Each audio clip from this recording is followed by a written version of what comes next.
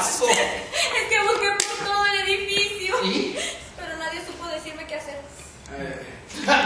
¿Sabes qué? Anda, vigila el baño, ¿sí? Y empezar a contar cuánta agua sale, porque así pagamos el exceso. Yo voy a ir a llamar a alguien, ahorita regreso.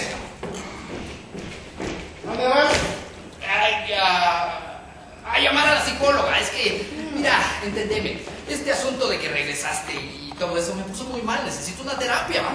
Ay, y terapia a estas horas. Ay, Dios mío, que fuera tu babosa, güey. Mejor anda otra vez la revista. ¿Otra vez con la bendita manía de las revistas? Ay, pues si tengo más de un año que no olvido.